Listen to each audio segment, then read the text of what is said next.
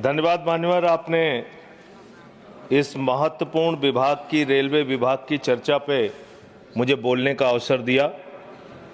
मान्यवर, भारतीय रेलवे के बारे में ये कहा जाता है कि जितनी ऑस्ट्रेलिया देश की आबादी है उतने लोगों को भारत की रेल प्रतिदिन एक स्थान से दूसरे स्थान पे पहुंचाने का काम करती है। इतना बड़ा क्षेत्र है मान्यवर, रेलवे का क्षेत्र। हमारे साथियों ने भी कहा कि इसके लिए पहले अलग से बजट आता था, सबको इंतजार होता था, नई ट्रेनों की घोषणाएं होती थी, क्या क्या रेल के अंदर बदलाव किया जाता था, मंत्री जी बताते थे कितने कर्मचारी रखे जाएंगे, इसकी घोषणाएं होती थी, पूरे देश को इस बात का इंतजार होता था। लेकिन अब आप आम बजट के साथ रेलवे का बजट लेके आते हैं, हालत क्या बना दी। बातें तो बड़ी बड़ी होती है, Vande Bharat train, bullet train, प्रधानमंत्री जी ने कहा था बुलेट ट्रेन चलेगी मुंबई से अहमदाबाद तक। बुलेट ट्रेन चला रहे हैं लोग। बुलेट ट्रेन तो छोड़िए, जानवरों की तरह इंसान को रेलवे के अंदर ले जाया जा रहा है, एक जगह से दूसरी जगह तक। शर्म आती है, वो दृश्य देख के शर्म आता है मान्यवर। जब हमने देखा कुंभ के मेले के अंदर ट्रेन के डिब्बों को तोड़ने का दृश्य देखा, एसी डिब्बों को तोड़ तोड़ के लोग अंदर घुस रहे थे, जानवरों की तरह लोग एक जगह से दूसरी जगह तक जा रहे थे। आम इंसान की जिंदगी में सिर्फ मरना लिखा हुआ है। कभी रेलवे के ट्रैक पे मरना है, कभी एक ट्रैक पे दो ट्रेनें चल रही हैं, टकराना है, एक्सीडेंट में मरना है, तो कभी दिल्ली के अंदर भगदड़ में लोगों की जान चली जाती है। आम इंसान की जिंदगी में मरना लिखा हुआ है। और रेलवे के कर्मचारी, गैंग्समैन मेरे पास आए थे मिलने के लिए। सर, उन लोगों का यह कहना था रेलवे ट्रैक पे काम करते हुए एक्सीडेंट हो जाता है, उसमें भी उनकी जान जाती है। यह हालत हो गई है रेलवे की आज। और रेलवे के बारे में सीएजी की एक बहुत गंभीर रिपोर्ट है। माननीय मंत्री जी यहां पे बैठे, और मैं दिल से कहना चाहता हूं, कोई यहां पे बैठे इसलिए नहीं कह रहा हूं, जब ये मंत्री बने पूरे देश को उम्मीद थी कि रेलवे के अंदर क्रांतिकारी बदलाव आएगा। यह उम्मीद थी कि एक तकनीक के जानकार, एक पढ़े लिखे, एक शिक्षित योग्य मंत्री बने देश के अंदर, वो बदलाव लेके आएंगे। लेकिन रोज एक्सीडेंट पे एक्सीडेंट। जितना ट्रेन की पटरी पे ट्रेन नहीं चलती, उससे ज्यादा ट्रेन के बाहर, पटरी के बाहर ट्रेनें चल रही हैं। यह अव्यवस्था का आलम है कि यहां भगदड़ से लोगों की मौत हो गई, मंत्री जी को पता तक नहीं था। इसका मतलब इनके कर्मचारी, इनके अधिकारी इनको बताते भी नहीं कि इतना बड़ा हादसा हो गया। इसी दिल्ली में लोगों की मौत हुई। सर, मैं सीएजी की रिपोर्ट एक आई रेलवे के बारे में, उसके बारे में अपनी बात कह के अपनी बात खत्म करूंगा।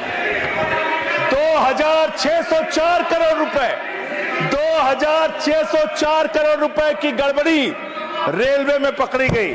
और इस गड़बड़ी के अंदर 834 करोड़ की गड़बड़ी ऐसी है जिसको मेरे ख्याल से मंत्री जी भी सुनेंगे तो शर्म आएगी।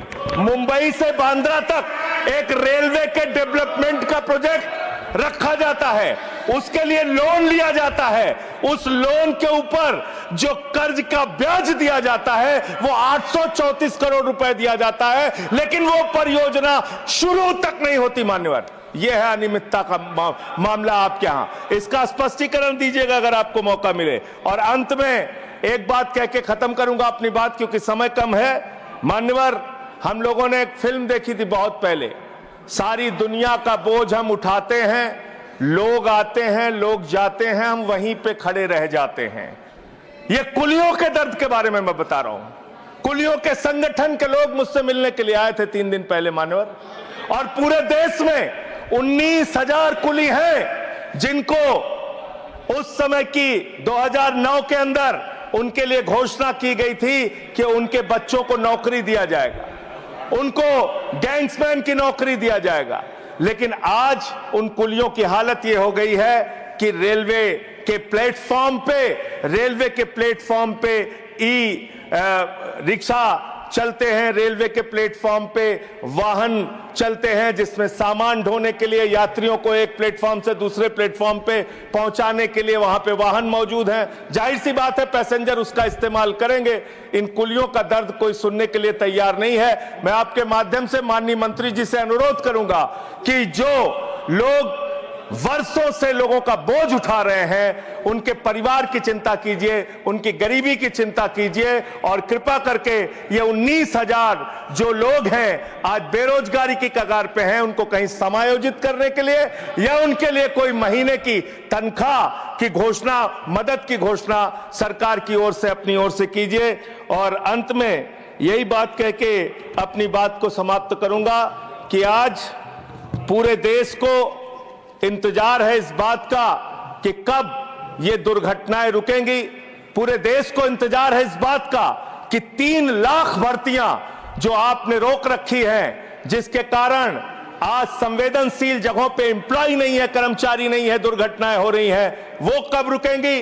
और रेल की पटरियों को ठीक करने का काम जिस पे आप 180 किलोमीटर 160 किलोमीटर की स्पीड की ट्रेनें चला रहे हैं, वो रेलवे की पटरियां कब ठीक होंगी मान्यवर। ये सरकारी पटरी से उतर गई है इस सरकार के। और अभी ये नासिर भाई काफी दुखी थे, कह रहे थे रेल मंत्री बन जाते हैं मोदी जी। अरे मोदी जी विदेश मंत्री बन जाते हैं, शिक्षा मंत्री बन जाते हैं, सांस्कृतिक मंत्री बन जाते हैं, विज्ञान मंत्री बन जाते हैं। मोदी जी के अंदर बहुत कला है, खेल मंत्री बन जाते हैं। सारा मंत्रालय अकेले मोदी जी चला रहे हैं, इसलिए इस पे नाराज नहीं होना चाहिए। धन्यवाद।